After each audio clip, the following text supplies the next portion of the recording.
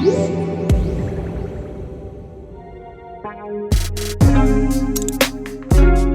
known it was coming for a while now. Aston Martin's replacement for its Vanquish flagship. And here it is. This is the DBS Superleggera. Question is though, are we upgrading or downgrading from one of the most beloved GT cars on the planet? That we're going to find out here in Austria.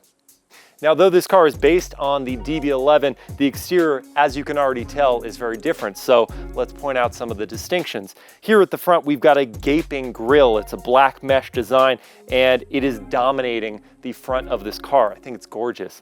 Bold creases on the hood and these flared nostrils, Aston Martin calls it. They're air extractors, pulling hot air off the engine. And the whole aerodynamic process of the DBS Superleggera is very interesting, and we can see more of it here on the side. 21-inch black painted wheels, 265 section Pirelli P0 tires up front, 305 section in the rear. More aerodynamics here. Aston Martin's curlicue design, we saw it introduced on the DB11. It's been developed to a new stage here. We also have an air channel down here, pulling air along the side of the car, following the air path, going into a buttress back here, and then over the ducktail carbon fiber spoiler. Aston Martin calls it their Airblade 2. And it generates a total of 400 pounds of downforce at Vmax. It's really kind of cool. Back here, flared wheel arches for that big haunch of a Super GT. And then at the back, Aston Martin spelled out on the boot lid, and LED, super slim LED tail lights connected by this brow. Down here, carbon fiber, 2-position diffuser, and quad exhaust ports. It's menace, it's power, and it's the beauty we expect of an Aston Martin. Inside the cabin, it's reminiscent of the DB11, but there are some bespoke DBS Superleggera pieces. The steering wheel, for one, it's much more squared off. It actually reminds me of Aston Martin's Valkyrie steering wheel, which itself is derived from their motorsport application. So the flat bottom, but also the squared flat top too. Big paddles, downshift and upshift. You can really find the paddle anywhere on the wheel as you're turning it. A digital dashboard and a unique housing for the dash itself. I love what they've done with leather working around it. Kind of comes at you. Actually a little Batman-esque, I kind of love that.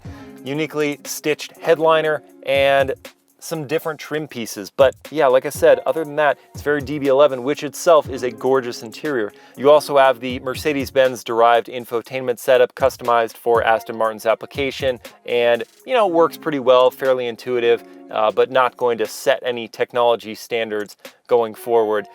A very big upgrade for Aston Martin GT cars. The gorgeous leather of this interior hails from Scotland, and Aston Martin gets that leather specifically because the cows there have long hair, so they're not getting punctures from barbed wire fences, they're not getting bug bites, so it comes in perfect, and Aston Martin can then mold it to whatever designs they like. And here we see some very special stitching and design work on the seats, which are they're these ornate pieces. You love looking at them the moment you open the door. So in summary, the DBS Superleggera cabin, very special, very comfortable, spot on for a Super GT.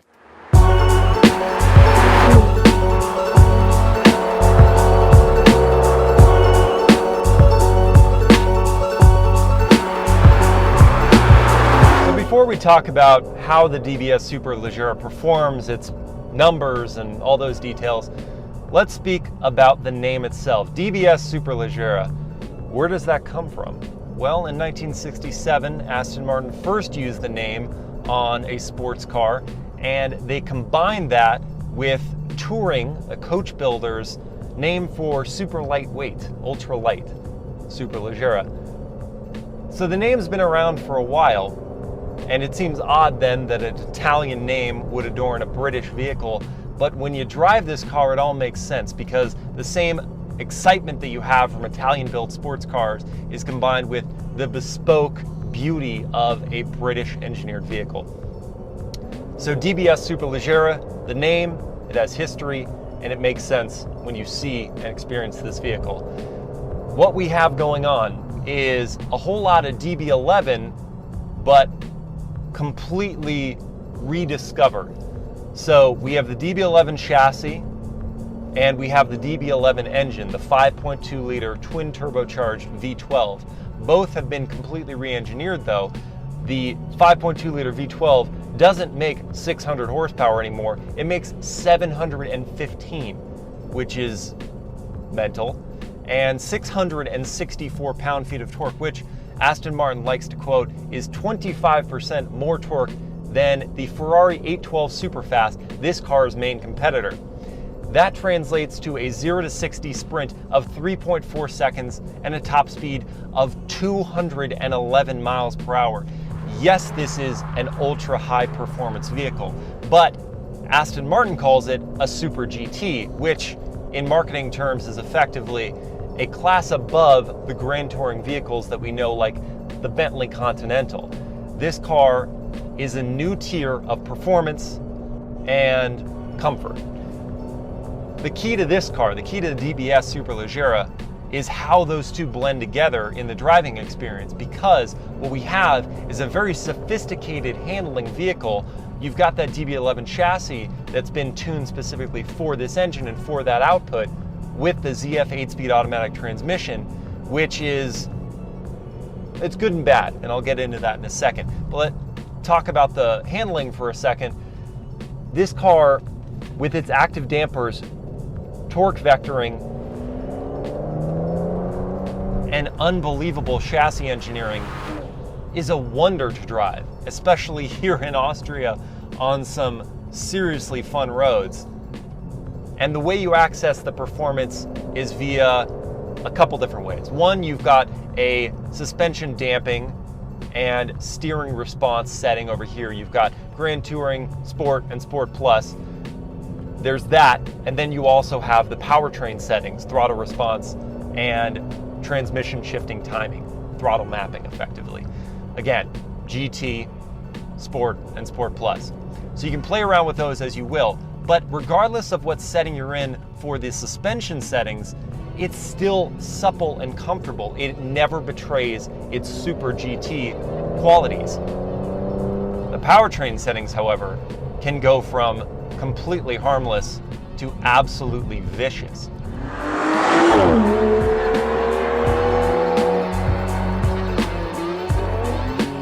Yeah, this feels every bit of its 715 horsepower, but the kicker is the torque, 664 pound-feet, that comes in at 1800 RPM and sticks around till 5000 RPM.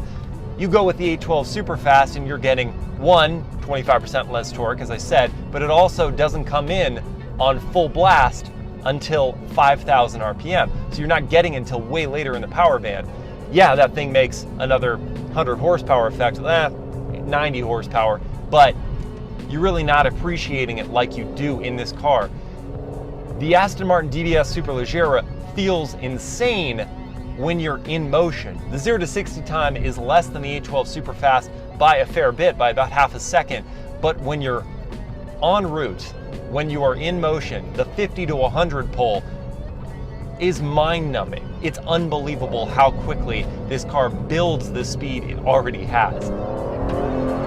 Whee!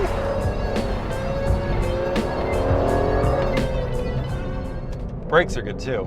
Little grabby, but the bite's good. And that's what you need when you're carrying this kind of weight, this kind of power. The steering too is brilliant. The turn in is sharp, direct, and it pulls you through the corner predictably. You know exactly what you're gonna get when you turn the wheel. You don't have to over muscle it. They don't add all this fake weight to it to simulate feedback. You just get natural feedback. So what if it's lighter? Lighter is communication.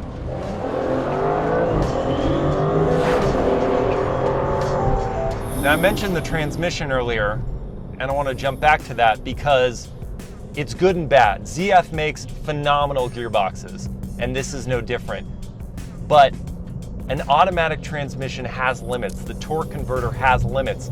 And in this car, they have to stage the torque delivery. So first and second gear do not have peak torque. You can't access the full amount of that torque available. You have to wait until third gear, and even in third gear, you need to be in Sport Plus to get all of it. And the transmission itself, its shift logic is, well, it's not ultra aggressive. So even in Sport Plus, it's not gonna blop down a couple of gears like a dual clutch can and will. it's dealing with a lot of power and it has to handle it such that the transmission doesn't cook itself effectively. So while it's quick through the gears, again, while you're in motion, where this car really excels, when you're just getting into it from a standstill, you're kind of just getting out from a red light, getting ready to go, it's not that fast, even when you're in its most aggressive settings. So that's sort of a win and a loss here.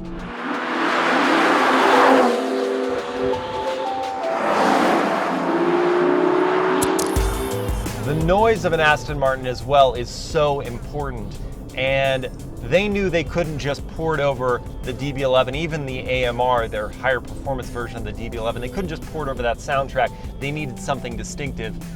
And with the DBS Superleggera, they dialed it up a bit. So it's not just louder, it has more character to it. And you really appreciate that, yeah, when you're in the cockpit, but all those around you who are hearing the car. You stand outside this car and you hear it, and it changes your perspective on what a performance vehicle can and should sound like.